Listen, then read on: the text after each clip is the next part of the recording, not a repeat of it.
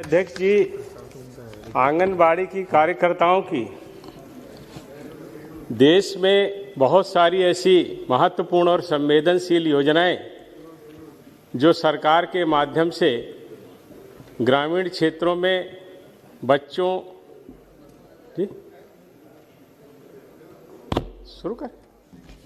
बच्चों के पोषण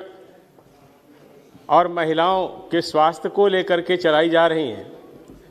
उसमें आंगनबाड़ी की कार्यकर्ता बहनों की बहुत महत्वपूर्ण भूमिका है। पूर्व में जिस तरह से आंगनबाड़ी केंद्र संचालित किए जा रहे थे, उससे जो परिणाम प्राप्त होने चाहिए थे, जो लाभ आंगनबाड़ी केंद्रों के माध्यम से हमारे देश के लोगों को मिलना चाहिए था, वो नहीं मिल पा रहे थे। माननीय अध्यक्ष जी, इसमें मुख्य रूप से आंगनबाड़ी की जो हमारी बहनें होती हैं, उनसे अवैतनिक कार्यकर्ता के रूप में काम करने की अपेक्षा की जाती है। साथ ही आंगनबाड़ी की जो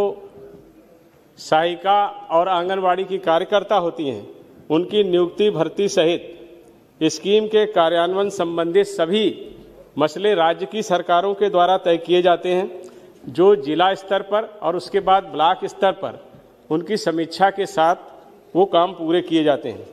निश्चित रूप से आंगनबाड़ी की जो हमारी सहायिका हैं, वो बहुत मेहनत कर रही हैं और उसके कारण उनको जो मानदेय देने की बात थी, उसमें भी अभी हमारी सरकार ने काफ़ी बदलाव किया है। लेकिन अगर हम उनके काम के विषय में देखें तो आंगनबाड़ी स्कीम का लक्ष्य 6 वर्ष से कम उम्र के बच्चों, गर्भवती महिलाओं और स्तनपान करने वाली माताओं का समग्र विकास करना है। इसमें पूरक पोषण, सकल स्कूल के पूर्व की जो अनौपचारिक शिक्षा है, उसके साथ साथ पोषण और स्वास्थ्य शिक्षा, टीकाकरण, स्वास्थ्य जांच और रेफरल सेवाओं के जो पैकेज प्रदेश सरकार और केंद्र सरकारों के द्वारा लोगों के ज़रूरत के लिए बनाए जाते हैं, उसमें उन आंगनबाड़ी की बहनों की बहुत बड़ी भूमिका होती है। वास्तव में पूरी दुनिया में 2030 तक जो सस्टेनेबल गोल प्राप्त करने के लिए प्रत्येक देश ने अपना लक्ष्य निर्धारित किया है, उसमें शिक्षा और स्वास्थ्य हमारे देश के लिए बहुत महत्वपूर्ण है। और चूंकि ये हमारा देश गांवों का देश है और यहाँ पर गांवों तक शिक्षा के लिए लोगों को जागरूक करना और पोषण के प्रति लोग जागरूक हों, संवेदनशील हों और समय पर पोषण के कार्यक्रमों को चलाएं भी, लाभ भी लें और किस तरह से उनको बच्चों का पालन पोषण करना है, उसके साथ साथ महिलाओं के स्वास्थ्य के लिए उनमें जो ज़्यादातर महिलाएं एनेमिक होती हैं, उनको स्वास्थ्य संबंधी जानकारी देना, जो छोटे बच्चे हैं उनके जो टीकाकरण के हमारे कार्यक्रम होते हैं, जो 7 ऐसी गंभीर बीमारियां हैं जिनके टीकाकरण के माध्यम से बच्चों को स्वस्थ रखने की एक बड़ी चुनौती हमारे देश में थी, उसमें आंगनबाड़ी की जो हमारी सहायिकाएं हैं, कार्यकर्ता हैं, उनकी बहुत बड़ी भूमिका है। और निश्चित रूप से जिस तरह से वो 6 ये काम कर रही हैं, हमारी जो पहले हमारी सरकारें थीं, उस समय बहुत विशेष ध्यान इस पर नहीं जा पाया, क्योंकि उस समय ऐसी बात भी नहीं थी। लेकिन 2018 में आंगनबाड़ी केंद्रों की जो सहायिकाएं थीं, उनका प्रतिमाह मानदेय 3,000 से बढ़ा के 4,500 रुपया किया गया है। उसके साथ ही साथ हमारी जो सहायिकाएं होती हैं, उनको 2,250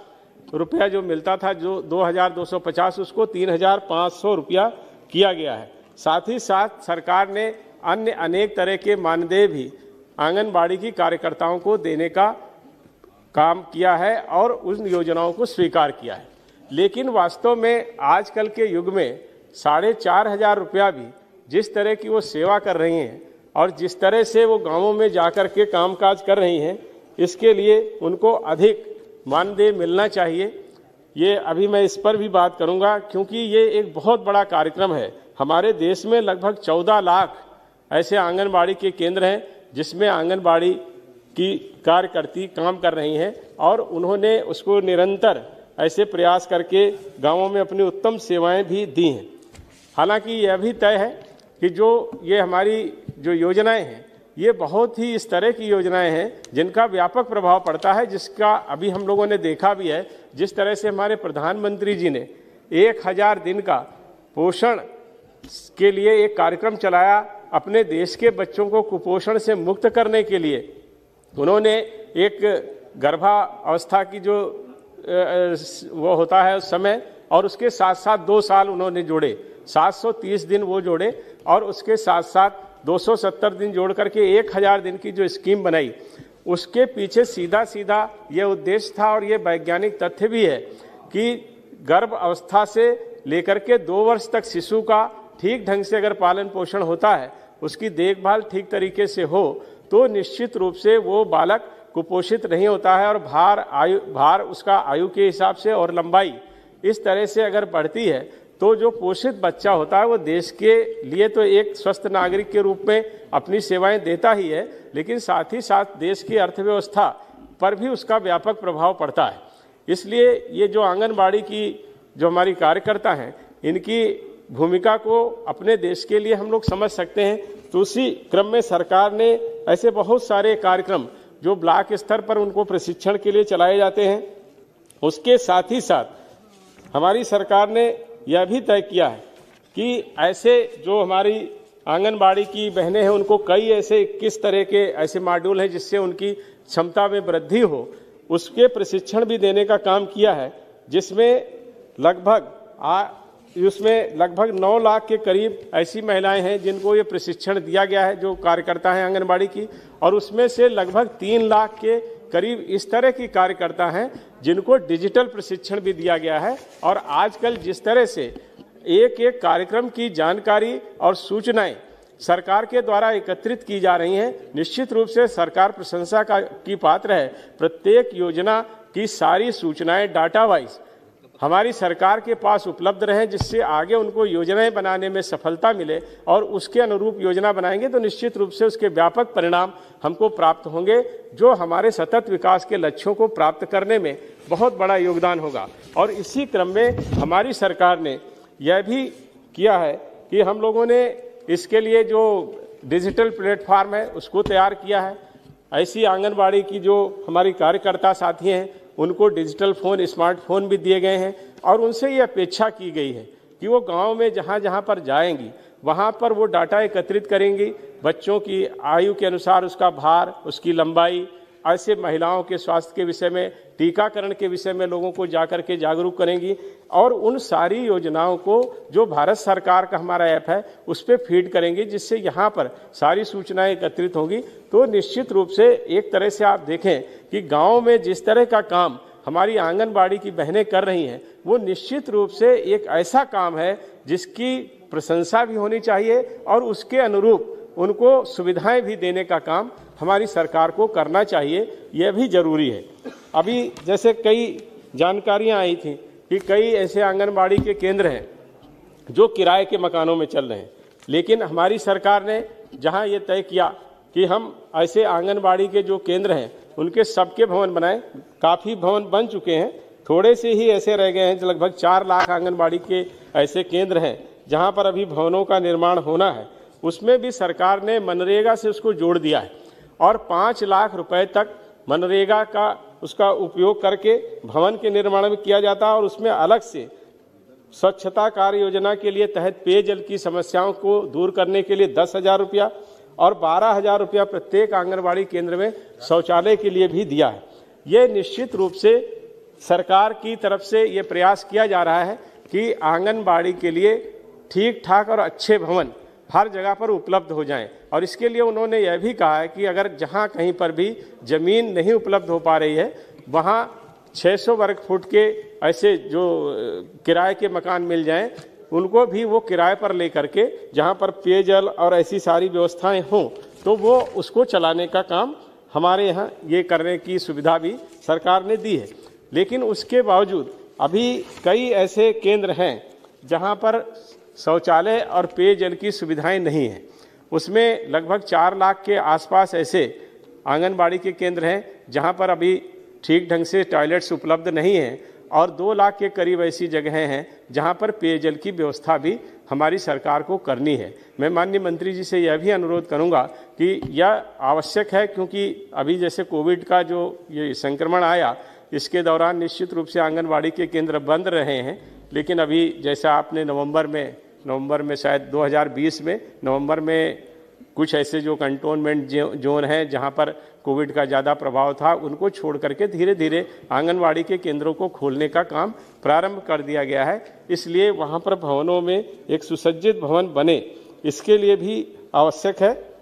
और जिस तरह के कोविड के बाद के जो उन्होंने तय किए हैं मानदंड, उसके अनुरूप अब फिर से ये हमारे कार्यक्रम प्रारंभ हो रहे हैं। जो पहले से स्कूल से पूर्व की जो शिक्षा है उसके लिए अभी शुरू नहीं हुआ है, लेकिन वो भी मेरे ख्याल में धीरे धीरे जो निर्देशों के अनुसार प्रारंभ हो जाएगा। लेकिन कुपोषित बच्चों को जो गंभीर रूप से हैं, अधिक जोखिम वाली गर्भवती महिलाएं हैं, दूध पिलाने वाली माताएं हैं, ऐसे जो स्तनपान करने वाली माताएं, इनकी गहन निगरानी का काम भी हमारी आंगनबाड़ी की कार्यकर्ता कर रही हैं और उसके अनुरूप जो आवश्यकता होती है, जैसी हमारी सरकार की योजनाएं हैं या राज्य सरकार की योजनाएं हैं या ब्लॉक स्तर पर कार्यक्रम चलाए जा रहे हैं, उन सब में भी वो अपनी तरह से योगदान दे करके ऐसी खाद्य सामग्री जो कैलोरी और प्रोटीन की जिसमें मात्रा इस तरह की हो जो कुपोषण से बच्चों को मुक्त करे, ऐसी सारी व्यवस्थाएं और आहार भी उपलब्ध कराने का काम उन्होंने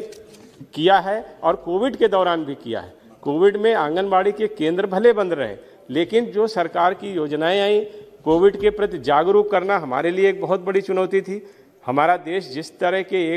130 करोड़ की आबादी का देश है और उस देश में जहां पर आबादी का घनत्व बहुत कम है, वहां पर ये संक्रमण फैलने की बहुत बड़ी संभावना थी। लेकिन हमारे प्रधानमंत्री जी ने जिस तरह से पूरे देश को जागरूक किया और अलग अलग समय पर ऐसे निर्णय लिए और उन निर्णयों के अनुरूप देश में व्यवस्थाएं की, जिसके कारण कोविड-19 के संक्रमण के दौरान भी हमारे देश में कोई इस तरह की स्थिति नहीं आई जिसमें हमको ये लगे कि हाँ, हम स्थिति को संभाल नहीं पा रहे हैं या स्थिति हमारे नियंत्रण में नहीं है। स्थिति नियंत्रण में रही और कोविड के दौरान भी जो ऐसे जरूरी काम थे, वो कुपोषण को दूर करने के काम हो, महिलाओं के स्वास्थ्य के काम हो, बच्चों की मृत्यु दर को कम करने की बात हो, महिलाओं की मृत्यु दर की बात पर भी काम हुआ और उसके साथ साथ संस्थागत प्रसव भी हो। इन सारी योजनाओं के संबंधित जो भी जानकारियां हैं और जो हमें वस्तुएं वहां पहुंचानी है, जो दवाएं पहुंचानी हैं, उनको पहुंचाने का काम और उसके साथ साथ टीकाकरण के प्रति भी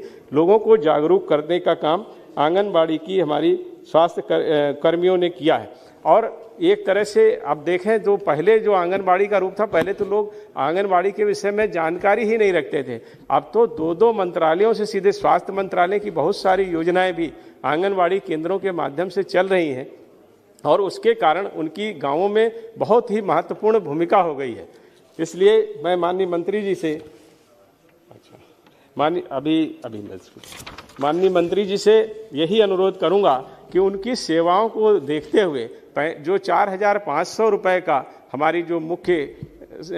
कार्यकर्ता होती हैं उनको मिल रहा है, मैं समझता हूं कि राज्य सरकार का भी उसमें योगदान होता है, लेकिन अपनी तरफ से आप अगर इस तरह का कोई प्राविधान करेंगी जिससे आंगनवाड़ी की जो हमारी सहायक बहनें हैं उनको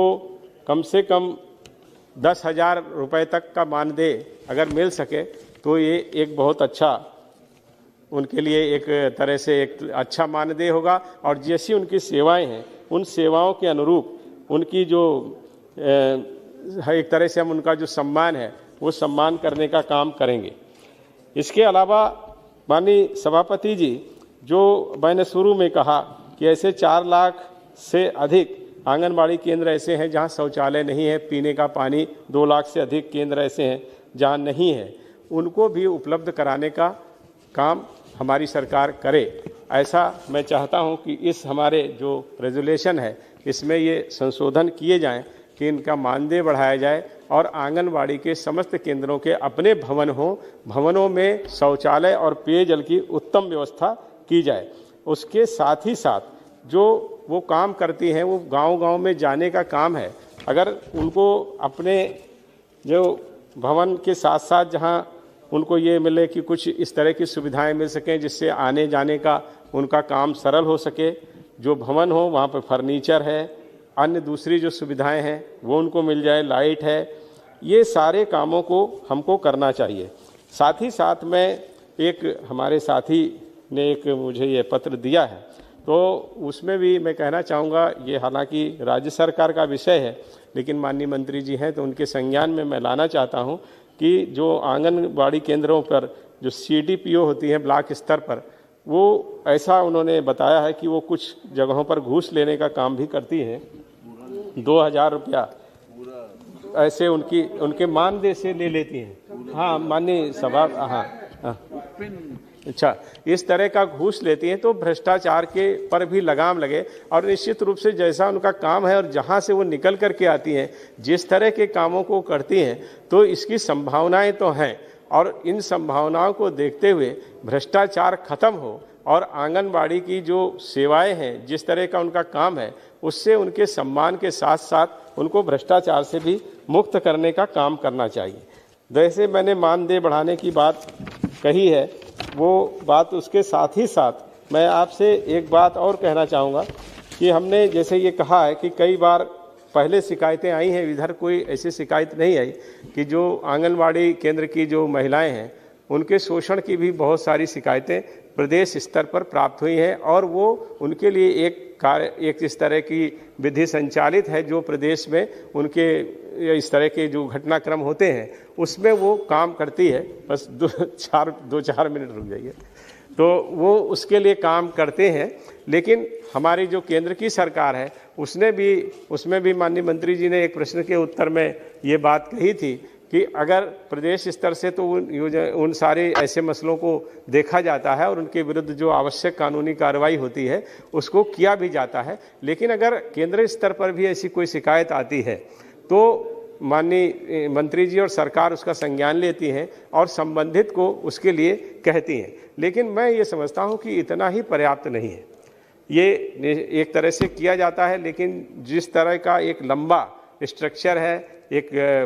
बड़ा नेटवर्क आंगनबाड़ी का है, तो इसमें कुछ इस तरह की बात जरूर शामिल करनी चाहिए जिससे आंगनबाड़ी की जो हमारी सहायिकाएं हैं या उनके जो आंगनबाड़ी की कार्यकर्ता हैं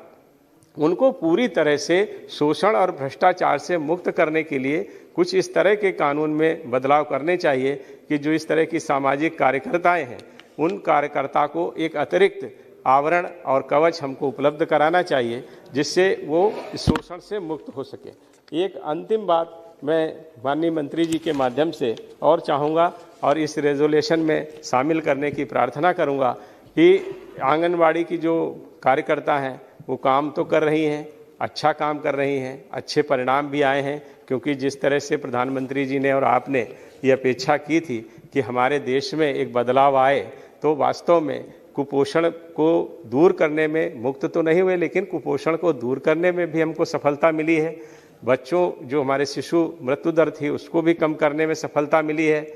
और उसके साथ साथ जो गर्भवती महिलाएं थी या जो गर्भ के दौरान जो मृत्यु हो जाती थी उसमें भी हमको सफलता मिली है। संस्थागत प्रसव भी बढ़ा है और स्तनपान के बारे में भी लोगों की जागरूकता बढ़ी है। उसके साथ ही साथ जो बच्चों का 2 वर्ष तक का एक समय होता है जिसमें उसका मस्तिष्क विकसित होता है, ये वैज्ञानिक तथ्य है और लोग मानते हैं कि 2 वर्ष में जो एक व्यक्ति के दिमाग का विकास हो जाता है वो फिर पूरे समय में उतना नहीं हो पाता। इसलिए वो महत्वपूर्ण समय के लिए जो योजना बनाई है उसके लिए भी ये कार्यकर्ता बहुत अच्छा काम कर रही हैं। इनका नियमित रूप से ब्लॉक और जिला स्तर पर प्रशिक्षण होता है, वहाँ से उनकी देखभाल की जाती है और आपने भी जो ऐप बनाया है जो स्मार्टफोन के माध्यम से आपको वो सूचनाएं देती हैं उसका भी आप जांच और सर्वे करती हैं। तो एक तरह से ये पूरी इस तरह की एक स्ट्रक्चर बन गया है कि इसमें हम ये कह सकते हैं कि आंगनबाड़ी एक ऐसा हमारे लिए चीज़ हो गई है या कहेंगे एक ऐसा नेटवर्क हो गया है जिसके माध्यम से हम देश की एक बहुत बड़ी समस्या से निजात पाने की स्थिति में आ गए हैं। मैं अंतिम बात आपसे यही कहूँगा कि इनको मानदेय बढ़ाने के अलावा जो आंगनबाड़ी के केंद्रों में सुविधाएं हैं, शोषण और भ्रष्टाचार से मुक्त कराने के अलावा मेरी आपसे गुजारिश है कि हमारे प्रधानमंत्री जी ने, आपने और हमारी सरकार ने लोगों के विषय में, गरीब और कमज़ोर तबके के विषय में बहुत गंभीरता से और संवेदनशीलता से काम किया है और बहुत सी ऐसी योजनाएं आप लेकर के आई हैं जिनके माध्यम से लोगों को बहुत कम प्रीमियम पर उनका बीमा भी किया गया है और बाद में जब उनकी एक वृद्धावस्था हो उसके लिए भी उनको वो मिले। तो मैं ये चाहता हूं कि ऐसा सरकार इसमें संशोधन करे कि आंगनवाड़ी की सभी कार्यकर्ताओं का, चाहे वो 1 रुपया प्रतिमाह या 2 रुपया प्रतिमाह, ऐसा जो प्रीमियम जमा करके सरकार उसको खुद जमा करे और आंगनवाड़ी की हमारी जो कार्यकर्ता हैं उनको बीमा प्रदान करने का काम करें और काम के दौरान अगर कोई घटना उनके साथ हो जाती है तो उसका मुआवजा भी उनको मिलना चाहिए और मृत्यु अगर काम के समय में होती है तो जो भी उसके लिए एक योजना बने उसको भी बना करके आप काम करेंगी। आपका बहुत बहुत धन्यवाद।